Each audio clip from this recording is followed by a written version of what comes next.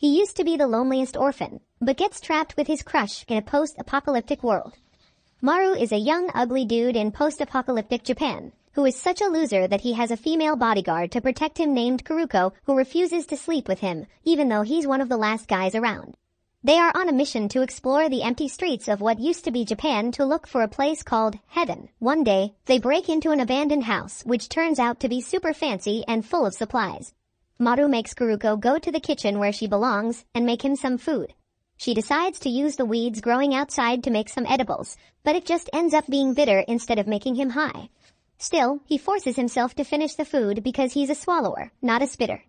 Later that night, they decide to stay the night in the house when he notices her staring at a picture of two guys much hotter than him, which makes him super jealous. She convinces him that one of them is someone she's looking for and the other is just a friend, which is the same thing that my ex told me before she left me. The next day, the pair decides to follow the railroad tracks to look for other people and get more info about their mystery destination. They are unexpectedly ambushed by a bunch of ugly old men who wet their pants out of excitement after seeing two girls after a long time.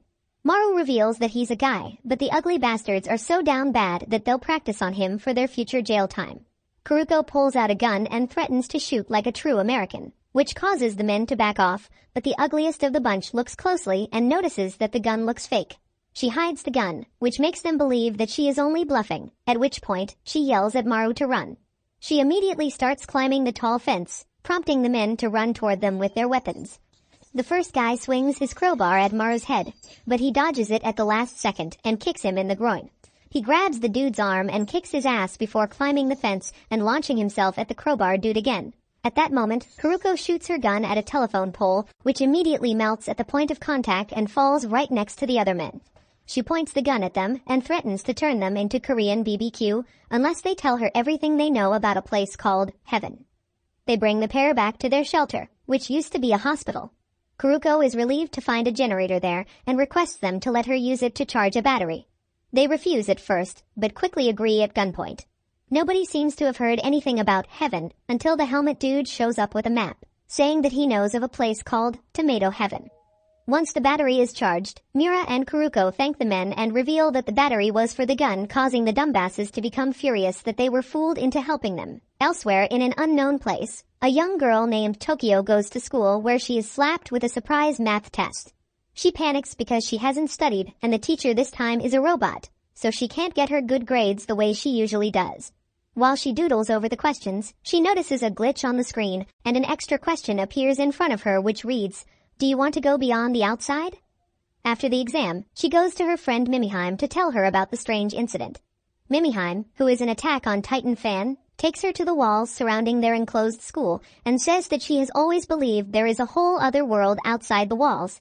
She claims that when she imagines exploring beyond, she sees two people who help her, one of which looks a lot like Tokyo. Later that night, Tokyo takes a walk outside because she finds it difficult to sleep with so many thoughts spinning in her head. The shul's director finds her and asks her what's wrong, to which Tokyo asks if there's a world outside the school. Knowing that she'll find out sooner or later, the director reveals that there is a world filled with horrors outside which they call Hell. Meanwhile, Maru and Kiruko make their way through the deserted countryside towards Tomato Heaven, but Kiruko is too exhausted to move further without a break. Luckily, they encounter an inn that is still run by a sweet woman. She happily agrees to give them lodging for very little money and a set of double-A batteries, which are very rare these days. Kiruko shows her the pictures of the two men from earlier and asks if they came by, revealing that the younger one's name is Robin and that she doesn't know the older Dilf's name because she was only allowed to call him Daddy. Sadly, the owner neither recognizes them nor finds them in her guest records. After that, they unwind and freshen up in peace while the owner cooks them a hot stew. Maru notices a gun case and asks her about it, to which she answers that she keeps it because there's a monster lurking in the area and that they shouldn't wander outside at night. Both of them snap to attention and ask her if she's talking about a maneater, which are creatures that have indescribable faces and eat people. Maru offers to kill it with the help of their gun, but the owner suddenly seems very tense and quietly walks away.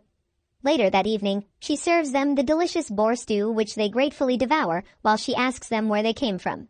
Kiruko answers that she is originally from Tokyo and that she is only with Maru as she was given a job by her employer to be his bodyguard during his travels. He gets so tired of her rejecting him for no reason that he gives her the silent treatment later that night and moves his futon away from her. She tries to find out what's wrong, but he's already sound asleep. As soon as she switches off the lights, a wave of drowsiness sweeps her off her feet and she collapses onto her bed. She wakes up from her deep sleep to see multiple eyes staring at her through the window. She nervously reaches for the gun, but it disappears in an instant. Maru wakes up with great difficulty and lets Kiruko lead the way, who guesses that the owner slipped some drugs into their food to make them sleep. They run into her outside the inn where she has her rifle pointing into the darkness. She urgently tells them to go back inside, but Maru tries to convince her that they can kill the man-eater for her. At that moment, his flashlight catches a shadow zip over them and land behind a broken-down car. After losing track of the beast, he and Kiruko turn their backs to each other and circle around with their flashlights. Suddenly, a blue light zooms toward them and almost clashes with Kiruko. They find themselves face to face with a giant winged monster with a star-shaped face. Maru throws a barrel at it, only for it to be destroyed before even coming close to the nightmare bird, making him realize that it has long whip-like parts. It moves away from the flashlight's beam and runs straight at him, but Kiruko luckily pushes him away in time. The whips instead end up striking the car, which causes it to explode. While the beast recovers from the blast, Maru tells Kiruko that the man-eater has 3 whips on each arm, which they'll need to get rid of so he can get close enough to kill it. While they argue over who goes first because they're both the angry bird decides for them by cornering them in their hiding place. They run for their lives until Kiruko finds a turning where they change their direction, allowing her to turn around and make a perfect shot with her gun, which destroys one of the beast's arms and wings. Next, Maru flashes the torch on and off to attract the ugly turkey, while Kiruko hides behind a truck to sneak another shot at it. As it slowly walks toward him, she aims her second shot, but just when she's about to hit the trigger, the owner grabs her, causing her to miss. She quickly readies another shot, but the gun fails to fire. The owner runs over to the beast as if to protect it and yells at them to stop because the beast is her son. She explains that her son was eaten by the monster, but after that, he took over its body. Kiruko tries to snap her out of her delulu, but the owner insists that the monster protects her and has even saved her when she was attacked in the past. To Maru's surprise, Kiruko decides to believe her, and they watch as she gently holds the monster's face. For a while, it looks like they understand each other, but suddenly, the beast unleashes its whips and instantly chops her into pieces. Kiruko calmly points out that the beast can only swing its whips in one direction, so there's a pause between its attacks. Maru is disturbed over how she's so unbothered to see a human being eaten, but shuts up after seeing a tear fall down her cheek. He wipes it away like a Chad and tells her that he'll kill it now. He approaches it slowly until the beast finishes its dinner and swings its whip toward him. After that, he bolts towards it, timing his dodges with the intervals between its attacks. He grabs tightly onto one of its legs and presses his palm over its flesh, which allows him to use his special power of invading the man-eater's insides and crushing its vital part called the core, instantly killing it. The next day, he and Kiruko continue their journey toward Tomato Heaven, reaching a city that had been completely flooded by several hundred feet of water during the Great Disaster. They use a raft to row toward their destination, which is just across the water.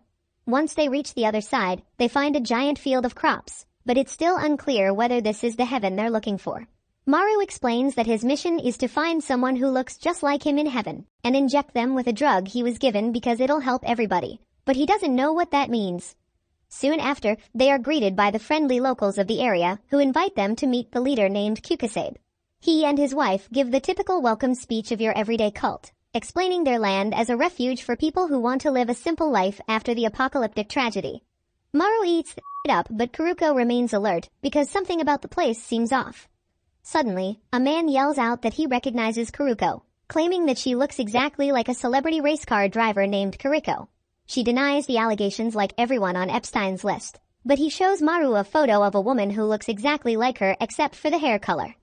The man says he's glad to finally find out where she went after she accidentally killed her brother during a race 5 years ago. This seems to hit a nerve, so Maru quickly changes the subject to the strange logo on a box, realizing that it's the same symbol on Kiruko's gun. They ask the man where they got the box from, but he says there's no way to know because they trade with a bunch of merchants from different places in Tokyo. Since the gun is tied to Maru's place of origin, they decide to figure out what the logo means by heading back to Tokyo on the next ship heading there. On the ship, seasickness hits Maru hard, and he ends up confessing his feelings to Kiruko. She rejects him, explaining that even though she has the body of a woman, Her mind is that of man. So guess what? If you like her, you're gay. She opens up about her past when she and her younger brother Haruki lived in an orphanage run by the same old doctor in the photo whom everyone used to call Daddy. She was a successful electro kart racer, while her brother was basically being groomed by an older guy named Robin, who was part of a gang that hunted down man-eaters. Rumors were going around in the orphanage that Daddy, who was a doctor, was also researching the monsters. 5 years ago, Haruki joined Robin's gang for a man-eater hunt where he was as useful as an NPC, but ended up thinking he was an absolute Sigma after that. On a race day, he spotted an invisible man-eater walking at the end of the track. Worried that Kiruko would run right into it, he went to kill it on his own with his tiny crossbow. His useless arrow did nothing but piss the man-eater off, and it began eating him slowly. Eventually, the electro carts reached the area and Kiruko, who was in the lead, immediately stopped the race after seeing the man-eater, only to realize that it was eating Haruki's s***.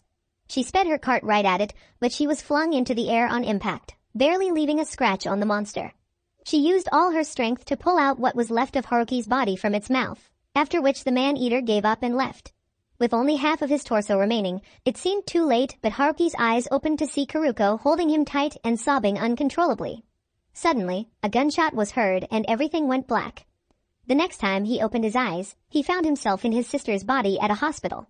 Everyone was gaslighting him into thinking he was Kiruko, and that Haruki had died after the man-eater attack. But he knew he was being lied to, and the only person who can tell him why his sister had to die, and why he has to live in her body, is the person who saved his life. It turns out that it was none other than Big Daddy who operated on them, and had apparently left without saying a word immediately after. Once he had healed and was released from the hospital, he immediately went to the orphanage only to find it had shut down. The locals said that a series of disappearances following the man-eater incident had hit the area hard, and Robin was apparently murdered. Daddy also was nowhere to be found, leading to the closure of the orphanage.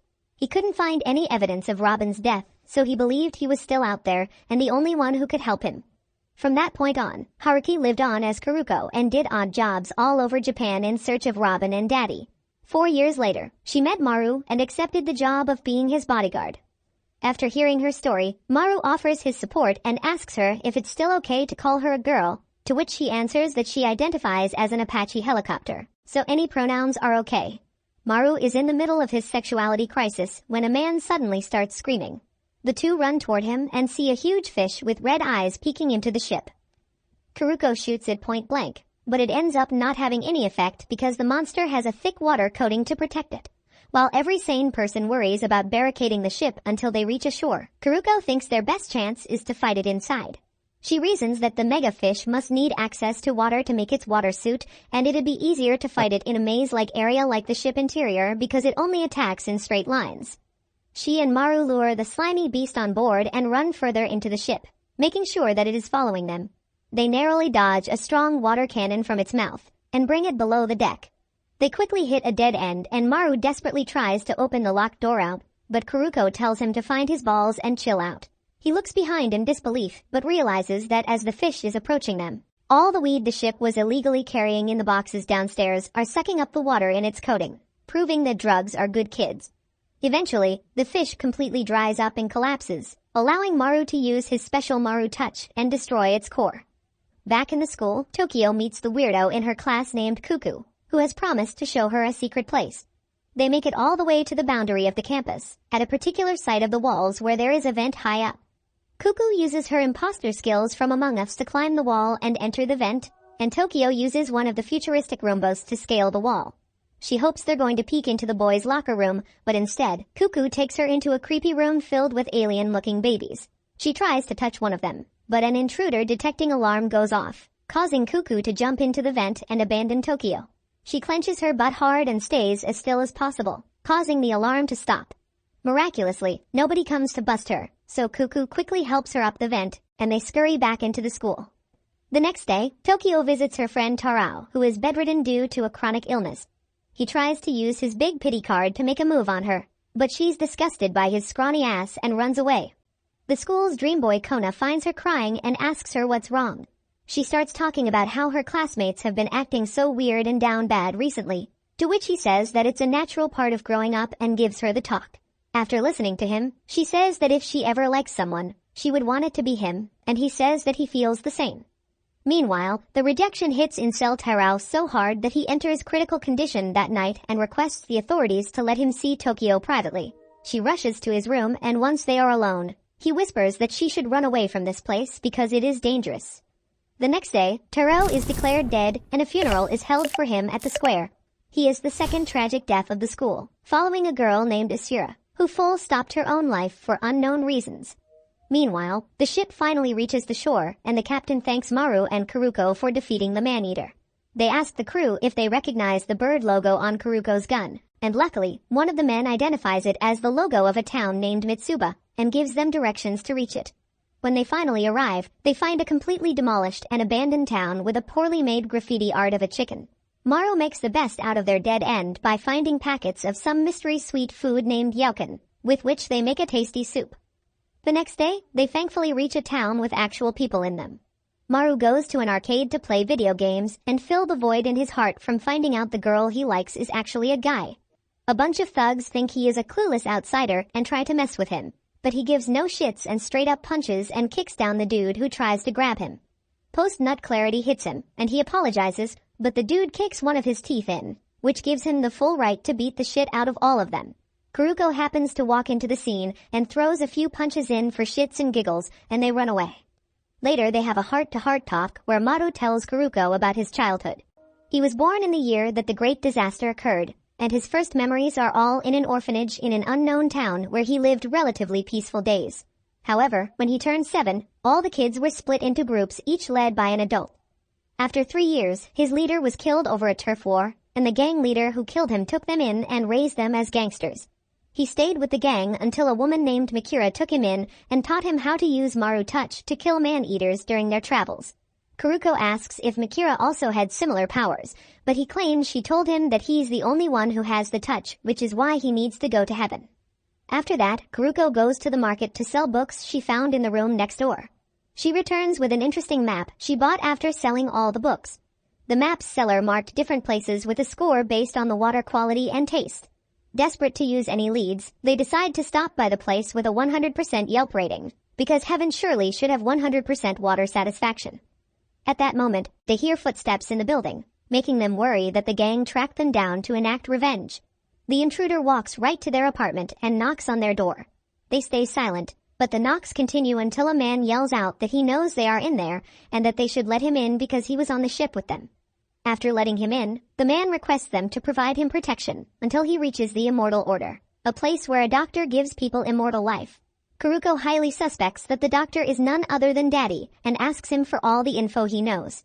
He explains that he has never been there before nor has he seen the doctor's face, but he heard that the doc confused small parts of man-eaters into human bodies to make them powerful and immortal. He excitedly takes out a big jar from his bag only to realize that the fish monster part he kept in it has already gone from sushi to kimchi. Kiruko offers him cash to wipe his tears with in exchange for the Immortal Order's location. The place turns out to be just a short distance away from the 100% safe water town, so they decide to check out the water height first and then visit the Immortal Address crib, which just happens to be marked in their map as Weird AF People. The map leads them to yet another wasteland where they are approached by a young lady who eagerly offers them lodging. They decline at first, but Kiruko notices her looking sad, so she agrees to rent 2 rooms to keep their belongings while they find the 100% safe water. When asked about where they can get such pristine water, the woman doesn't really know what they're talking about, but suggests they check out an underground entrance up ahead where water often collects. Once they find it, the water doesn't look nearly as clean as promised. Maru spots a man collapsed in the basement and rushes to his aid, but his wounds look deep and gruesome. The man is still conscious, and he uses the last of his strength to ask them to save his friend from the man-eater that attacked them. Kiruko looks around with her flashlight and finds the friend's already dead body in the water. Immediately after, she notices the bear man-eater close by, and it begins chasing them. They run out of the basement with Kiruko on the lead. She turns back and shoots 2 beams at a huge concrete pillar, causing it to fall over the monster and knock it out cold. Maru uses the opportunity to kill it with his touch, but nothing happens. They stare in confusion until it opens its eyes and begins chasing them again, making them realize that it isn't a man-eater, but an actual brown bear, which is arguably scarier. They manage to climb up another pillar to save themselves, but the bear still watches them from below. Time passes, and the bear is finally out of their sight at sunset, but they're still worried it's around somewhere. Kiruko takes the battery out of her gun to warm it up in case she needs to use her last shot on it, but it slips out of her hands and falls way down below. Maru outright rejects her request to go and retrieve it, but after she bribes him with the offer of letting him touch her melons, he parkers the descent and grabs the battery in 2 seconds. However, the bear reveals itself from behind a car and Maru just barely makes it back to the pillar thanks to his lightning speed. Realizing there's no other way out of this, Kiruko requests him to go back down and kill it with her gun, because she's too chicken to climb down after realizing how high up they are. After he kills it, she'll just jump and use the bear's body as a cushion from the impact. However, Maru points out that even if she gives him the gun, there's no guarantee he'll hit the bear because his aim isn't as perfect as hers. He asserts that he would have died at least 5 times already if it wasn't for her, which gives her the validation she always craved from Robin, so she agrees to come up with a new plan. As per their plan, Maru first jumps down and then catches Kiruko, who jumps after him. After she lands, he runs as far as he can while the bear runs toward her. She prays that the final bullet will fire before pulling the trigger, and thankfully, it hits the bear right in the head and kills it instantly.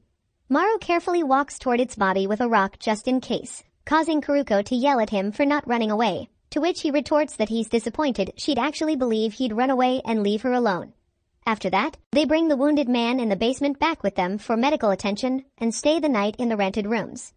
Kiruko reveals that they were tricked by the previous town's thugs into coming here, guessing that the map seller was in on it and only marked this place with 100% safe water with the hope that they'd go there and fall victim to the bear. Turned on by her smartness, Maru makes her deliver on her promise to let him touch her chesticles, but all the noise alerts the owner, who drags him into his own room because it's against the rules to make a mess. Over at the school, Tokyo worries that Terao passed his cooties to her because she threw up after his funeral. However, the robot nurse assures her there's no sign of illness and prescribes her a nap at the infirmary. During her sleep, she has a nightmare where she sees Ashura's ghost floating above her, while red sores spread across her legs. After being released from the clinic the next day, she goes to Kona's room, and they watch Netflix together. That's definitely all that they do. Now back to the 2 dumbasses. Maru and Kiruko make a sign saying that they hunt man-eaters with the hope of getting the attention of the Immortal Order. Just like an OnlyFans model selling feet pics online, the sign attracts some old men at night who tell the 2 to follow them. They are brought to a shady hideout, where Kiruko asks to see Daddy, but they quickly realize that these people are not from the Immortal Order. They reveal that they're a humanitarian group called Livamon, which is working against the Order because they operate under the guise of a hospital, but use their patients for human experiments where they try to join machine parts into people for the likely purpose of eventually figuring out how to transfer human brains into machines. The leader Mizu recounts her experience in the hospital, where she accidentally walked into one of the operating rooms and saw a human body chopped up into pieces and being kept alive by machines. When it saw her, it asked her to let it die. They explain that their mission is to raise awareness against the inhumane acts of the Order, which is led by a doctor named Usami, before their methods dominate the rest of the world. Kiruko asks if the Dr. Usami is Daddy, but they claim that Usami is much younger than the man in the photo. She tells them that they heard the Order transplants man-eater parts into humans, which turns out to be new information for them. However, this makes perfect sense to them because they know that the Order has been keeping a man-eater in their basement. They reveal that the reason they called the pair here is because they saw their sign and wanted to pay them to kill it. Kiruko immediately accepts their offer, but Maru thinks she's not being as cool-headed as she usually is because she's so focused on finding Daddy and getting justice for her dead sister. The next day, Maru and Kiruko prepare for their mission while they hear Mizu rally her group outside the Immortal Order's building. Once it turns into a large demonstration, it acts as a distraction, allowing Maru and Kiruko to infiltrate the basement from the back entrance, which is guarded by a man who is also a part of Livamon. Once they reach the basement, they find a brightly lit parking lot, but no sign of a man-eater. Maru says that he's been having a weird feeling about this whole thing for a while because it feels like they're being set up just like the bear incident. He wonders why the man who came to them with the rotted man-eater parts had to go through so much trouble to find those parts if the Immortal Order has their own monster. He suspects that they've been trapped here to be experimented on like the chopped-up body the woman talked about. Kiruko tenses up, thinking that they've been trapped in a closed space with released toxic gas, but soon notices a weird object on the hood of a car. Judging by its vaguely animal-like shape, they guess it's a dormant man-eater, and sure enough, after Maru touches it, he detects its core and crushes it. They relax after realizing that his suspicions were proved wrong, but soon discover another dormant man-eater. They scout the entire parking lot to kill the monsters one by one, and eventually come across a giant super gross-looking dormant man-eater. They guess that all the little ones spawned from the giant one, but Maru still doesn't understand why they're frozen. Kiruko explains that when man-eaters are on the verge of death, they play dead to preserve their energy, which means they haven't been fed ever since they've been kept here. Their presence is detected by the dormant man-eaters, and one of the small ones comes out of its coma state. Kiruko shoots at it, but misses and loses sight of it. It reappears from the ground right in front of her feet, and she narrowly escapes its grasp. Multiple emerge from the walls at once and tackle them, causing Maru to immediately become overpowered. Kiruko tries to struggle and shoot at them, but her beams have no effect on them. One of them crawls over her and uses its metallic mouth parts to chomp down on her right arm. She begins to bleed out and loses consciousness. When she opens her eyes again, she finds Maru giving her mouth-to-mouth resuscitation. He tries to calm her down by assuring her that there's nothing in here. She tries to recompose herself and wonders if she hallucinated everything. Maru explains that she just began shooting out of nowhere and flailing violently after seeing the freakishly giant man-eater. After making her rest, he goes to kill all of them. Once he's done, a man with an eye patch approaches them and asks them to kill one another subject for him. Before they agree, they ask him who he is, to which he reveals that he is Dr. Yuzami. They follow him upstairs to find a modest hospital for injured people with prosthetic parts who seem to respect Dr. Yuzami. Before taking them inside a room, he asks them to try and kill the person inside the same way Maru killed the dormant man-eaters. Once inside, he draws the curtains to reveal a chopped-up body being kept alive by machines the same way Mizu had described. Kiruko asks why he hasn't just pulled the plugs on this person if he wanted her to die. The doctor answers that if he did so, she would turn into one of those monsters that they came across in the basement. He claims that man-eaters are former humans who turn into monsters after being infected by a deadly disease. He has been trying to extend the lives of infected humans before they turn into monsters by cutting off the affected parts. However, the patients always relapse, leading to a chain of amputations and machine replacement until the body reaches its limits. He requests Maru to try and kill this patient named Hashio with his special touch so that she may die as a human. Maru touches her and immediately feels her core, confirming that he can do the job. However, before he agrees, he asks what Hashio wants. She uses a tablet to communicate with them, saying that she wants to see the sky one last time. The doc says that it is impossible because she needs to be connected to the machine at all times, but Kiruko insists that they at least take her to the sunlight right outside her room. Slowly, they carry her and all the machines that keep her alive outside to fulfill her last wish. Meanwhile, the Livamon protesters get riled up and someone in the crowd throws a stone at one of the order members. They throw a stone back in retaliation, which grazes above Mizu's head, causing her to fall and lose consciousness, after which the rally immediately retreats. The higher-ups among the protesters carry Mizu back to the base, and the new stand-in leader decides to use this opportunity to claim that she died and that they must avenge her by destroying the order. Once they reach the building, the guard who is secretly part of Livamon goes to reunite with them, but the leader and his insider allies kill him as a statement for the protesters. The violence quickly spreads into the hospital, where the patients strong enough to fight stay back to defend the place while the others evacuate. The shouting can be heard all the way to the isolated place where the poor patient watches the calm blue sky.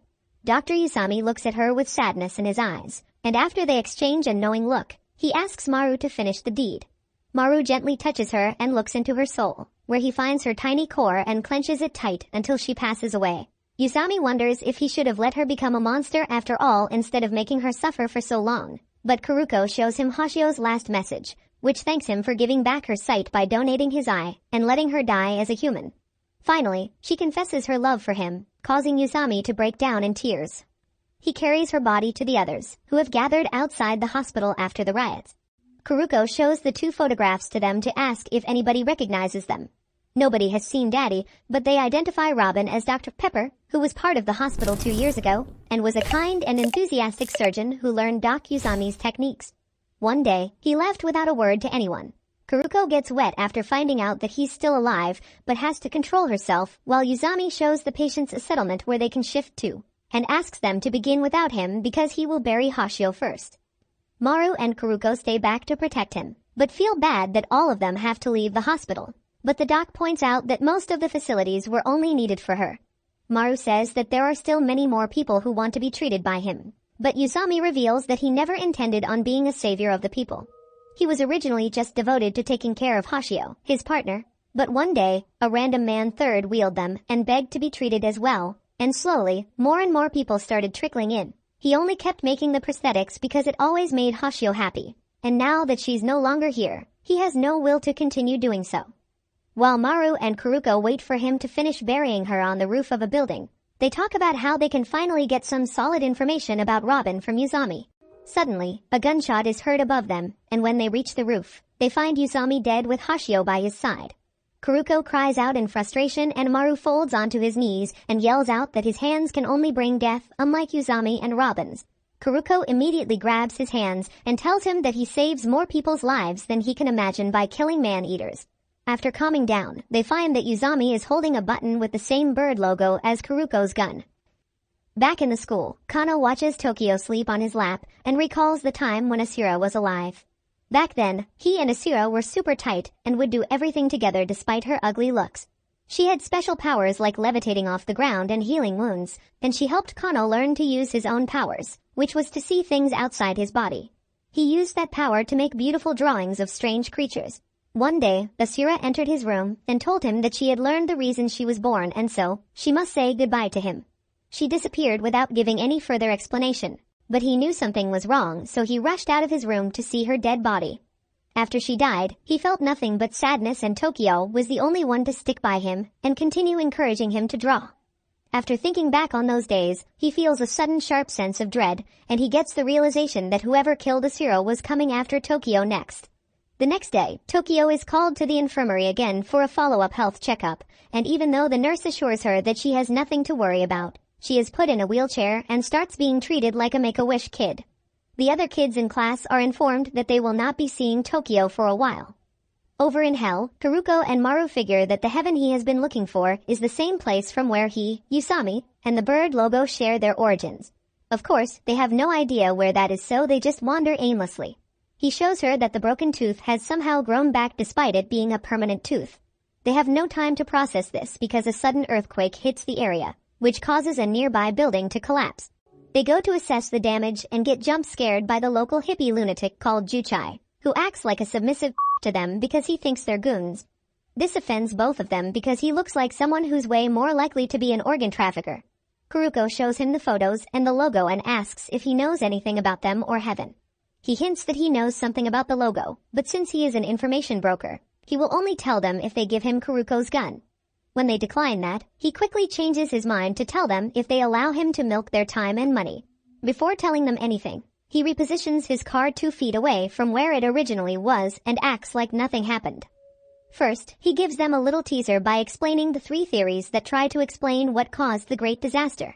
The first is that an asteroid hit Earth which impacted the whole world just like the one that killed all the dinosaurs. The second, made by History TV, is that the man-eaters are actually aliens from outer space who invaded Earth. And finally, the war theory, which states that a terror attack in Japan sparked the beginning of a war, which led to the use of some unknown weapon of unimaginable power. After that, he threatens to leave until they fork out more money. Next, he tells them a horror story from his own life. Back when he was only 12 years old, he stumbled upon a town that was run by dominatrix women and barricaded by walls. If men accidentally entered, they would be killed except for the rare instances that they liked the men's faces enough to keep them around as pets that they'd use to do all the chores and make babies. Eventually, a 2-women couple picked him to be the father of their child, but unfortunately, the kid turned out to be a boy. Since all male babies were killed, he and the 2 mothers decided to run away together, but they got caught and only he managed to escape. Then, he shows them a tattoo of the number 11 on his arm, claiming that it is proof that his story is true. However, Kiruko smells the bull in the air and rubs the 11 on his arm to find out that it is fake. She points her gun at him and threatens to shoot if he doesn't leave right that instant. After he bolts with his car, she explains to Maru that he was acting way too weird and that he must have repositioned his car before talking to them to hide something. Sure enough, the wall that was being hidden by the car has a board with the apartment number 2F, which is named Takahara Academy and has the bird logo next to it. Once they enter apartment 2F, they find it completely abandoned and in ruins, but it is full of boxes with the same logo. Maru begins losing hope that the logo has anything to do with where he comes from. But Kiruko finds a letter from Takahara Academy's letter that describes the academy as a sort of sanctuary and school for orphans, which promises to protect them from the outside world of hell. The use of the word hell makes her believe that the academy is still a lead worth following and that they should check out the 2 facilities mentioned in the pamphlet. Both the facilities are far away, but luckily Juchai returns with his car and gets on his knees begging for mercy. He shows another 11 tattoo on his shoulder and says that his story was true, and that he intends to find out what happened to his child, which is why he had first asked for Kiruko's gun. After Maru confirms the tattoo is real, they agree to join him on his drive to the walled town, since it's very close to the Ibaraki facility on the pamphlet. Once they reach the end of their long road trip, Juchai gives Maru a wig to look like a girl, unless he fancies being a dominatrix pet, which makes Kiruko jealous because she's no longer the prettiest trap. They walk toward the so-called wall town, but find a big unguarded entrance. Upon entering the main building, they find it's been abandoned for a long time, but left in a state as if everyone just disappeared into thin air, with everything in the school kept in proper condition. Kiruko finds someone's journal with daily entries that stop abruptly at a certain date, but gets distracted when a sudden chill spreads the room. She sees a big orb of water floating toward Maru, whose back is turned. She pushes him out of the way just in time, but the room continues to dip in temperature until the water on the floor turns to ice and starts spreading all over. She is frozen in her crouching position as the ice covers her, and she pleads to Maru to find the man-eater because her eyes are freezing shut. Maru is also nearly fully frozen, but gets a glimpse of a spider-shaped man-eater at the last second and yells out to her that it's on the ceiling. Kiruko and Maru use the last of their strength to point her gun at the ceiling and shoot a beam at it. In an instant, the ice disappears and it feels like summer again. Still, they hear the spider moving on the floor above, so they make a run for it. But Kiruko stops in her tracks because she has a realization. She fills her mouth with water and runs up to where the spider is, trying to provoke an attack from it. The spider appears outside one of the windows and launches another water bubble at her. As the water ball slowly starts freezing, Kiruko spits out the water in her mouth, which breaks the bubble, causing it to freeze before it reaches her. This confirms her suspicion that this man-eater has a certain range where its attacks are effective, and so she fearlessly runs toward it to close the distance and fires a beam. The man-eater's body splits into 2 parts and one half of it escapes. Maru goes down to kill the man-eater, but can't find its core in its head part that fell down, meaning that it's probably still alive and kicking with its other half. Seeing the town has long been deserted, they decide they have no choice but to move on. They tell Juchai with great difficulty that they could not find any clues on the whereabouts of his son, but the man-eater must have only made the school its nest way after the building was abandoned. Just when Juchai seems to lose hope, 2 men approach him and greet him as Boar-11. He looks up and recognizes them as fellow Boar Bros, numbers 6 and 9, from his time at the academy. They tell him that his son is alive and that they're all living somewhere else now. While they drive them there, they explain that one night about a month after he had run away and the mothers had been executed, his son started crying. All the men collectively tried to shut him up in fear that the women would get annoyed and kill him. But it was at that moment that the man-eater invaded the school. Since they were luckily awake, they escaped through the hole the man-eater made to enter the walled town, but the rest didn't make it out. Juchai has a heartwarming reunion with his son Jugo, who is barely old enough to stand up on his own. Maru and Kiruko are welcomed into the brosphere, and they all have a wholesome barbecue to celebrate. Once the lights are out, they all sleep in separate futons 5 feet apart because no homo, and everything seems to be going well until the room suddenly becomes freezing cold. Kiruko immediately gets on her feet after recognizing the familiar feeling from the school and shouts at everyone to evacuate the house because they are under attack by the man-eater. Everyone except the leader, Juchai, and Jugo get out of the house, but thankfully the leader shows up carrying the child and dragging Juchai, who is unconscious. Kiruko takes the baby and runs away as fast as she can after telling the others to do the same, except she can't seem to escape the cold. She keeps running as long as she can while trying to figure out why the cold keeps following her, but eventually collapses because even her internals have reached deadly low temperatures. Maru runs after her, grabs Jugo out of her hands, and lays him down away from her. The ice immediately begins to melt, and she starts feeling better. She quickly gets up to try and save the baby from the cold, but Maru confusingly tries to stop her. She can't believe he's about to let the kid die, but he claims Jugo is the man-eater, explaining that he can sense its presence inside him. They turn back to see Jugo emerge from the ice dome that formed around him and begin crying, which causes the cold to disappear. Relieved, they carry Jugo back to the brosphere and explain everything. The next day, Juchai informs them that he will be staying with his son and the bros and gives them his car. They make a charming goodbye and hope to drive off into the sunset, but the car's engine ruins everything by failing. Later that evening, Juchai kills boar number 9 in cold blood because he was the one who alerted the dominatrixes when he and Jugo's mothers tried to escape, leading to the mother's executions. He takes the bro's car and escapes again, but this time with Jugo. Back in the school, Tokyo has been kept in isolation after it was discovered that she is pregnant.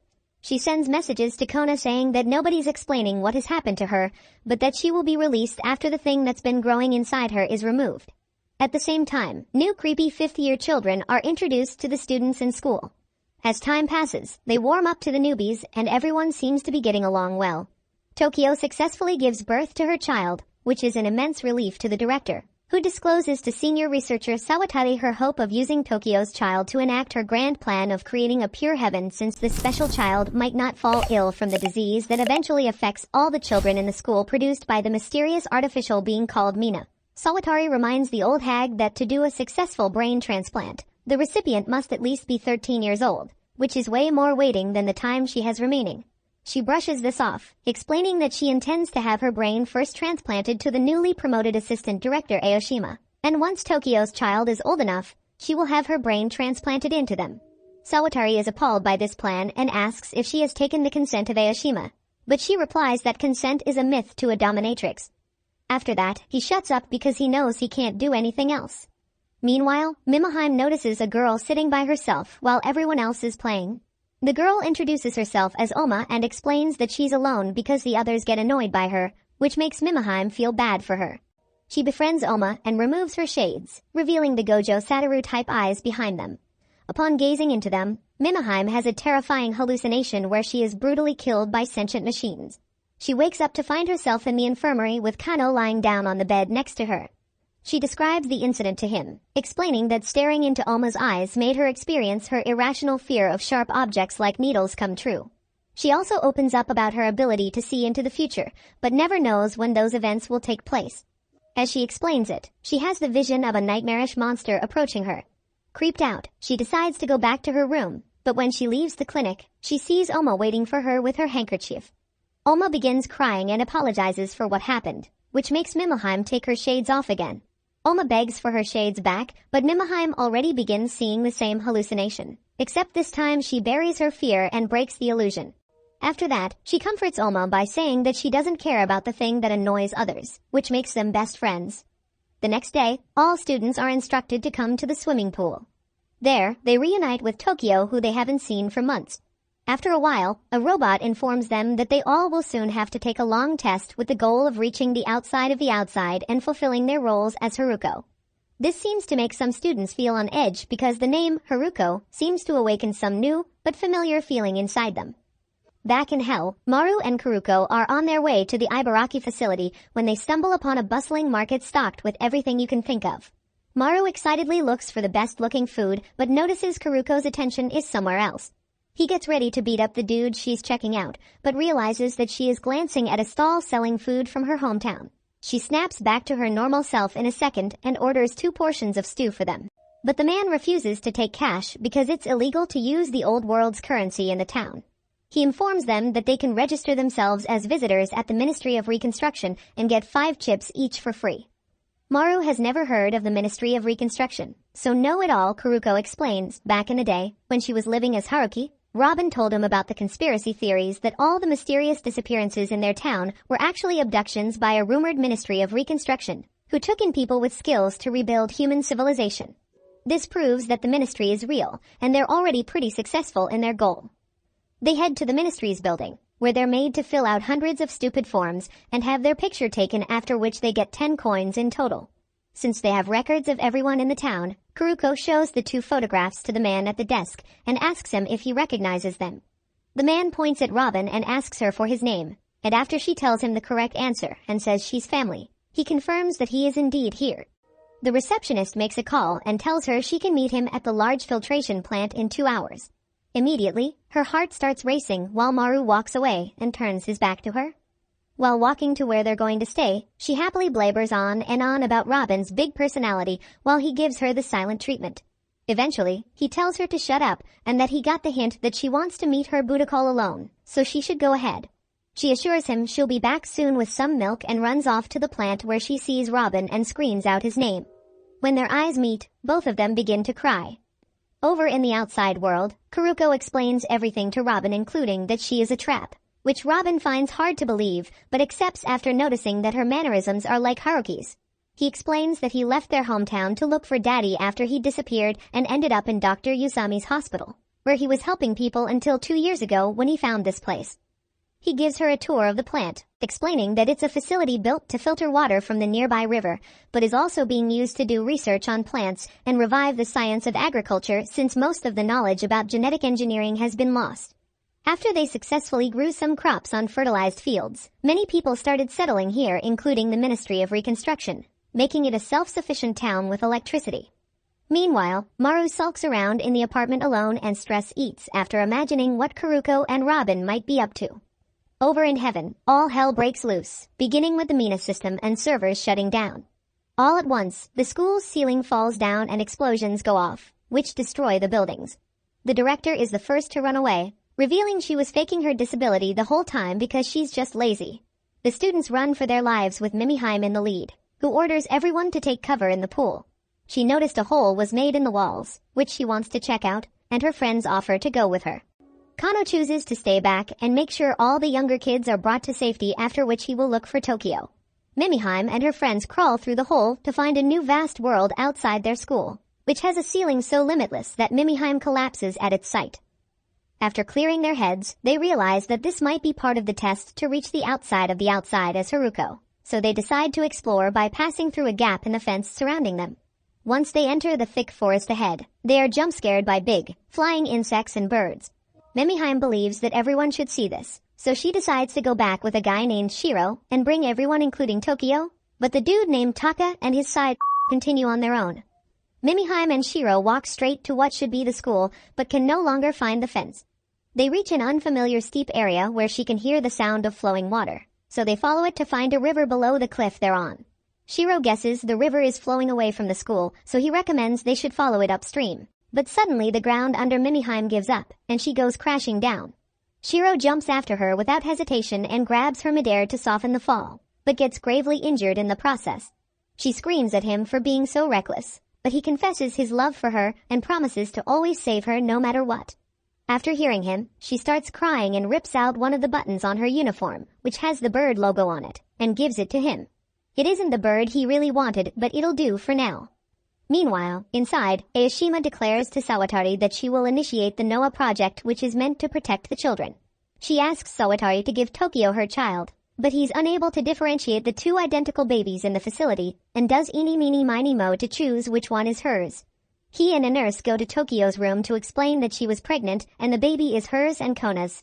She holds the baby and finds it cute, so she asks if they can tell Kona as well. Suddenly, the director enters the room with blood all over her and maniacally claims that she's going to win. She walks toward Tokyo like a psych ward patient who escaped from her straitjacket and asks Tokyo to give her the baby. When Sawatari gets in between them, she commands Mina to grab the baby for her. Mina turns into the Terminator and unleashes claws to snatch the baby away, causing Tokyo's life flash before her eyes. She begins feeling a hidden power and lets out a burst of strength which causes veins to grow all over her and the baby. The director tries to touch her, but the veins spread over her as well, and a blinding light radiates from Tokyo's body. Over in hell, Maru spends 2 miserable nights alone worrying about when he'll see Kiruko again. When she doesn't return the 3rd day, he decides to bite the bullet and go be a 3rd wheel to her and Robin just to know she's safe. He's stopped from entering by the plant's security, but he's done playing nice and throws the fatties into the river below. He then runs toward the next guy after assessing him, kicking his arm so that he drops his machete and falls down. He takes a couple of punches to his face from the next guy, but knocks him out in a single punch. Finally, he looks around the plant to find Kiruko lying on a bed with her hands tied and thinks he's witnessing one of her freaky kinks, but realizes she's in trouble after seeing the tears in her eyes. Just then, he sees Robin walking toward the room with a coffee tray in his hands and gives him a withering death stare. Robin immediately becomes a pussy and makes a run for it while screaming for help. But since all of his guys are out cold, he's at the mercy of a cold-blooded Maru. He frantically tries to unlock a door but drops the keys and gets cornered like a little rat. After seeing Maru alone, he thinks he is worrying for nothing and tries to simply walk away. Except Maru grabs him and pushes him back to the wall every time he tries to walk past him without even looking at his ugly mug. This pisses him off, and he goes to punch him, but Maru knocks him out before he can even reach him. After that, Maru picks him up and keeps punching him until Kiruko begs him not to kill him. They leave the plant together and Kiruko curls up by the riverbank to cry because all that she believed in turned out to be a lie. Her time with Robin quickly devolved into him being a super creepy pervert who assaulted her and made her have an identity crisis about who she is. She no longer knows whether she is still Haruki or if Kiruko's thoughts that still reside in this body entered his brain. Maru takes a deep breath and gets ready to be rejected the 10th time. But this time, he assures her that he doesn't give a shit about Haruki and Kiruko, and he just knows that he's in love with the person in front of him. He asserts that he loves the person who's been there for him, who has saved him and taught him to do everything right and promises to always protect her. His words make Kiruko break down and hug him while reminding him that protecting is her job as his bodyguard. After she calms down, they sit together by the river bank and she rips up the photograph of Robin and casts it in the wind.